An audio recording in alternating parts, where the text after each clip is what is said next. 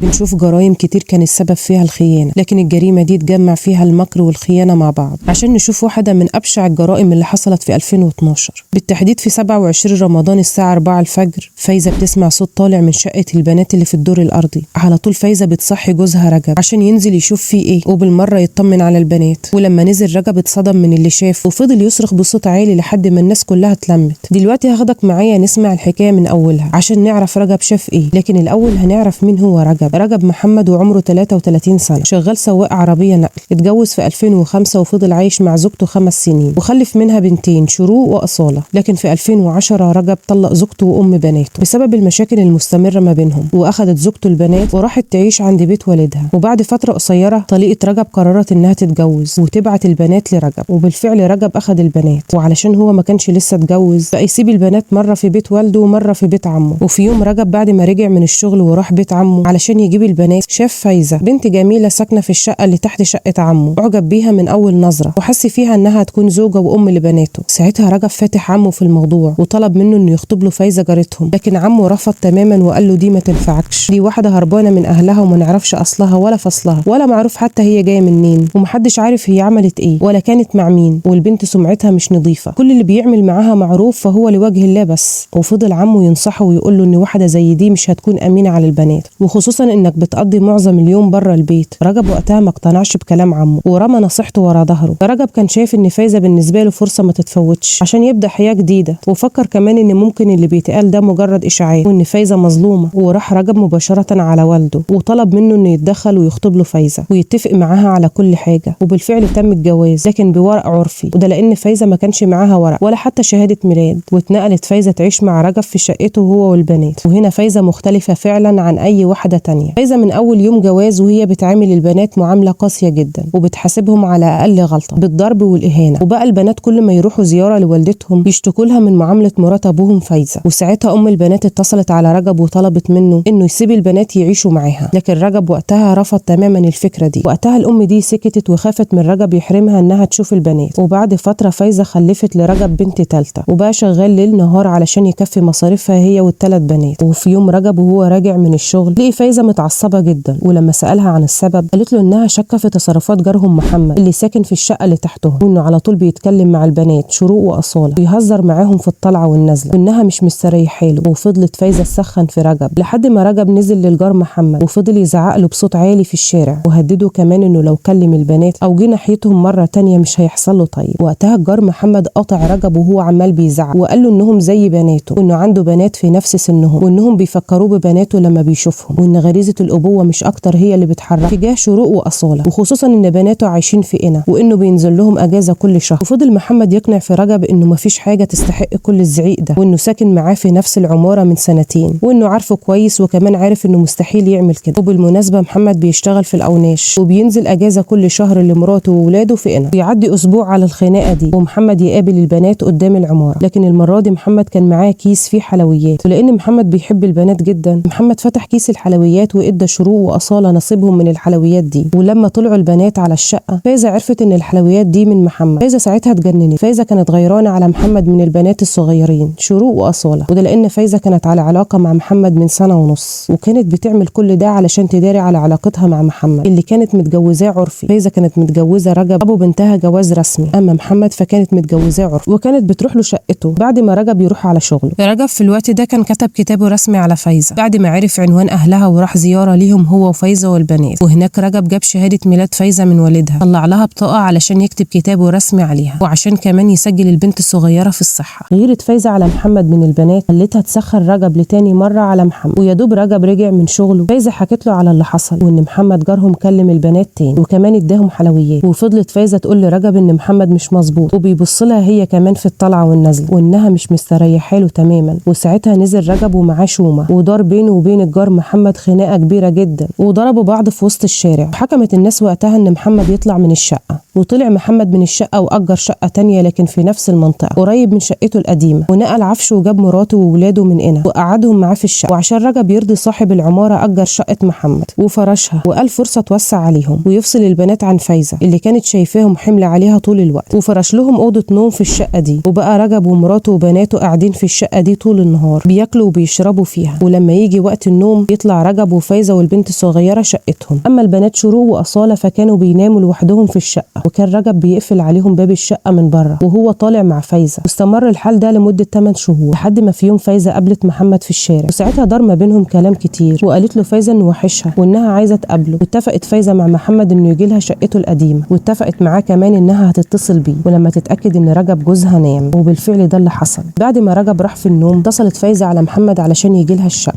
ونزلت فايزة وفتحت له الباب ودخلته من غير ما حد يحس. فايزة بعد ما دخلت محمد الشقة دخلت تطمن إن البنات شروق وأصالة الاتنين نايمين، وبالفعل لقيت البنات رايحين في النوم، واستحبت فايزة وراحت لمحمد في الأوضة التانية. وبعد ربع ساعة أصالة البنت الكبيرة صحيت من النوم وحست إن في صوت في الشقة، فقامت أصالة علشان تشوف فيه إيه، وساعتها لقيت فايزة في حضن محمد. أصالة ما كانتش فاهمة هو إيه اللي بيحصل، بس كانت عارفة إن فايزة ومحمد بيعملوا حاجة حرام. خوف محمد وفايزة من الفضيحة وإن أصالة تروح تحكي اللي شافته لرجب ده خلى محمد مسك أصالة وذبحها بسكينة جابها من المطبخ. وما اكتفاش بكده، محمد دخل الأوضة على شروق اللي كانت نايمة على سريرها وذبحها هي كمان بنفس السكينة اللي كانت معاه. فايزة في الوقت ده كانت واقفة ومظلومة من اللي حصل، لكن بعد دقايق فايزة اتملكت نفسها ورسمت خطة تخرجها من المصيبة دي. فايزة قالت لمحمد ينزل وهي هتتصرف، وبالفعل نزل محمد وقفلت فايزة باب الشقة بالمفتاح. لكن قبل ما تقفل فايزة فتحت شباك الصالة الكبير المطل على الشارع عشان تبان ان في حد دخل الشقة من الشباك وتبعد عنها التهمة، وراحت ونامت جنب رجب في السرير ولا كأن في حاجة حصلت. واليوم ده كان موافق 26 رمضان ورجب خلاص كان أخد أجازة العيد، وفضلت فايزة تفكر في خطة نزل بيها رجب شقة البنات من غير ما تلفت نظره لحاجة. وبالفعل فايزة ظهرت انها صحيت من النوم مخضوضة بحجة انها سمعت صوت في شقة البنات، وقالت لرجب ينزل يشوف في ايه وبالمرة يطمن على البنات. رجب وقتها صحي نزل بسرعة وكان شاكك ان في حرامي، ولما نزل رجب لقي باب الشقة مقفول ومفيش حاجة ملفتة، باب الشقة مقفول من بره وكل حاجة تمام. رجب وقتها حب يطمن على البنات قبل ما يطلع شقة فايزة، وبالفعل فتح رجب الباب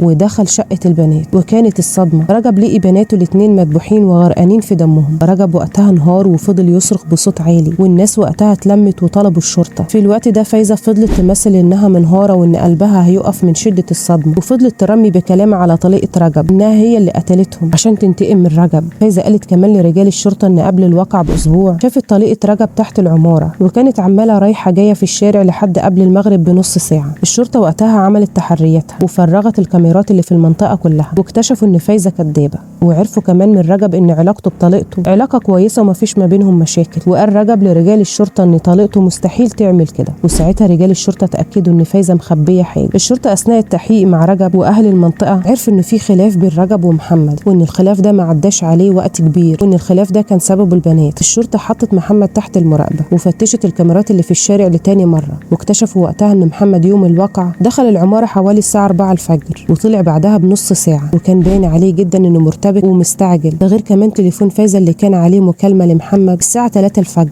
يعني قبل الواقع بساعة. ساعتها رجال الشرطة تأكدت ان فايزة ومحمد ورا الجريمة البشعة دي، وبسرعة طلع إذن من النيابة بالقبض على محمد وفايزة والتحقيق معاهم. محمد في البداية أنكر كل حاجة، لكن بالضغط عليه محمد بيعترف، لكن بيرمي التهمة على فايزة ويقول ان فايزة هي اللي ذبحت البنات الاتنين شروق وأصالة. واعترف محمد وقال لرجال الشرطة انه على علاقة مع فايزة وانه متجوزها عرفي من 1.5 سنة، يعني بعد جواز فايزة ورجب بشهر. صحيح فايزة دي ست مفترية بكل معنى الكلمة، متجوزة 2 في نفس الوقت. الشرطة أثناء التحقيق مع فايزة أنكرت كل حاجة قالها محمد، اعترفت ان هو اللي دخل وجاب سكينة من المطبخ وقتل بيها البنتين خوفا من الفضيحة، وخصوصا بعد ما أصالة شافته معاها في الشقة، وانه وقتها خاف من رجب عشان كده قتل البنتين شروق وأصالة. وخلصت قضية كلها وجع لبنتين حياتهم كانت جحيم مع مرات أب ما تعرفش الرحمة، كمان ماتوا موتة بشعة على إيد عاشقها اللي ما رحمش حتى براءة البنات وضعفهم قدامه. واتحكم على محمد وفايزة الاتنين بالإعدام.